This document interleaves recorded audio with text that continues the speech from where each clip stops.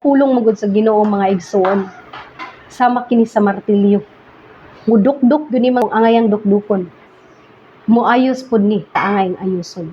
Akong basahon mga igsoon sa Jeremiah 23 verse 29 ningon, ang akong pulong sama sa kalayo ug sa martilyo nga mudugmok sa mga bato. Pulong sa Dios hustisya. Mutulid mutudlo mga igsoon. That is why masakitan jud ang mga tawo na dili iya sa Ginoo. Kay makaingon man sila nga manghilabot na pod.